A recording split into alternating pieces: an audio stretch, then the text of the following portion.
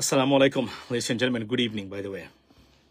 আজকে দেখলাম যে খুব বাংলাদেশের বিতর্কটা খুব তুঙ্গে, অর্থাৎ সবার আলোচনার বিষয়ে খালেদ মহিউদ্দিন উনি বাংলাদেশে গেছেন, গিয়ে বিভিন্ন জায়গাতে দেখাশোনা করতেছেন এবং ওনার একটা মন্তব্য যে উনি বিভিন্নভাবে জুলাই বিপ্লব নিয়ে বিভিন্ন ধরনের অঙ্গভঙ্গি উনি করে যাচ্ছেন বা করতেছেন বর্তমানে।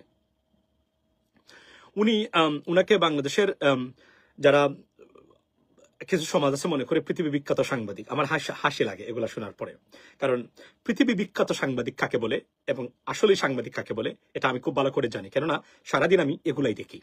এটা হচ্ছে সবচেয়ে বাস্তবতা। এবং যদি কখনো কারোর সাথে দেখা হয় তাহলে সাংবাদিক কে কতটুকু কোন জায়গাতে গার্ডস কি আছে ইনশাল্লাহ টেস্ট করা যাবে, বাট বলে রাখি এখানে। তো শুনেন, ওয়ালাইকুম আসসালাম ব্রাদার। উনি বলছেন যে শেখ হাসিনার ইন্টারভিউ নিবেন উনি, কারণ ইটস এ বিগ ডিল।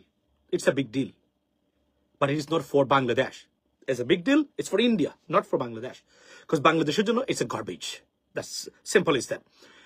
উনি খালেদ মহিউদ্দিন ভাই, আপনি আইন করা হয়েছে কোন পতিত স্বৈরশাসক গণহত্যার দায়ে অভিযুক্ত মানবতা বিরোধী অপরাধে যে অভিযুক্ত ব্যক্তি, তাকে ইন্টারভিউ নিয়ে তার কথা কি শোনাবেন আপনি আমাকে বলেন। This is the biggest question. আমি এই প্রশ্নটা যদি দেখা হয় উনাকে, আমি এটাই করতাম। মানে আমরা কি দেখতে হবে ওনার কাছ থেকে এখন এই মুহূর্তে? That's what it is. মানে আপনাকে আমাকে বলেন যে আচ্ছা, কারো কাছ থেকে অজানা কথা শুনবো, তো কি অজানা কথা তারা রয়ে গেছে বাকি, যেগুলো আমাদেরকে শুনতে হবে? 17 বছর শুনি নাই, 25 বছর টোটাল, বা কত 3 টোটাল 4বার 5বারের প্রধানমন্ত্রী সে। আমরা তার শাসন দেখি নাই, এভরিথিং ভেরি ইনট্যাক্ট। আমরা কোন স্বৈরশাসক পতিত সরকারের খুনির কথা শোনার সময় আমাদের কোথায় আছে? হিটলারের কথা কোন ইন্টারভিউ তার পরবর্তী সময়ে কি কেউ প্রচার করেছে? তাহলে শুনতে হবে কেন? এখানে কি সমস্যা কি জানেন? সমস্যা হলো the government is very weak.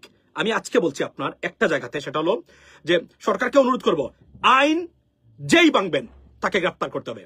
Just arrest immediately. Doesn't matter কে কোন দেশ থেকে আসছে, কার চেহারা কি, কে কি করে, ডোন্ট ওয়ারি অ্যাবাউট দ্যাট। সত্য ন্যায় প্রতিষ্ঠার ক্ষেত্রে মানে এভিডেন্স এবং আইন ভাঙ্গার প্রমাণ যদি থাকে, মোর দেন এনাফ। সারা পৃথিবী বলুক সে নির্দোষ, when you have evidence someone is guilty. So according to that, গভর্নমেন্টকে অ্যাক্ট করার জন্য গভর্নমেন্টকে আমি অনুরোধ জানালাম, যদি আইন আছে উনার জন্য আইন ব্যতিক্রম হতে পারে না। যদি উনি কখনো বাংলাদেশে আসে এবং উনি আইন ভাঙ্গে, তাকে গ্রেফতার করা উচিত। এবং গ্রেফতার করার জন্য বলতে, কেননা যদি আপনি আইনের শাসন প্রতিষ্ঠা করতে চান এবং আইন সবার জন্য সমান হয়, he got to be arrested if he does it. That's the bottom line, ladies and gentlemen. So মূল জায়গাতে আমার এখানেই বক্তব্য দিতে, মানে কথা বলতে চাই আপনাদের সামনে, সেটা হলো যে আমরা কোন নিকৃষ্ট খুনি, শিশু হত্যাকারী, একজন দুজনে হাজার হাজার, তার মুখের কোনো কথা, তার বক্তব্য থাকতে পারে না বাংলাদেশের জন্য। আমরা আর শুনতে পারবো না, আমরা শোনার ইচ্ছা আমাদের নেই। সুতরাং এগুলো অ্যাভয়েড করেন। এখানে ঘটনা কি বুঝেছেন? ঘুরে ফিরে সেই ভারতপন্থী এবং স্বৈরাচারের প্রেতাত্মারা, বিভিন্ন ছদ্মবেশে ভদ্রলোক সাংবাদিক যে আছে, এটা তাদের এই যে জিন যেটা এটা কিন্তু আবার উচকে উঠতেছে তাদের জন্য। এটাই হলো সবচেয়ে বাস্তবতা এখানে। অর্থাৎ তাদের যে জেনেটিক প্রবলেম, স্বৈরাচার এবং ফ্যাসিজমের এবং কমপ্লিটলি ধর্মদ্রোহী এবং ভারতপন্থী, এটা তার চরিত্রের বহিঃপ্রকাশ সুযোগ পেলেই এটা ঘটে যায়। That's what it is, ladies and gentleman. So এখানে বক্তব্য হলো, এই জায়গাতে যদি আইন ভাঙে তাকে গ্রেফতার করতে হবে, তার জন্য আলাদা আইন হতেই পারে না। That's it. এবং এখানে সরকারকে কঠোরভাবে এটা মানে এই প্রতিষ্ঠা করার জন্য বা মেনটেন করার জন্য সরকারকে আমি অনুরোধ জানাচ্ছি। That's what it is. কারণ স্বৈরাচার নিধন করতে চান বাংলাদেশ থেকে এবং আইনের শাসন প্রতিষ্ঠা করতে চান ভবিষ্যতের জন্য। এই যেসব স্বৈরাচারের প্রেতাত্মাদের বিরুদ্ধে আইন সমানভাবে প্রয়োগ করতে হবে। That's what it is, ladies and gentleman. Have a blessed day, see you. এবং আমি যারা সকল রাস্তার কুকুর যারা আছেন, হাসিনার কুত্তা যারা আছেন, আপনাদেরকেও এটা শোনার জন্য এবং গভীরভাবে এটা মানে খতিয়ে দেখার জন্য অনুরোধ জানাচ্ছি।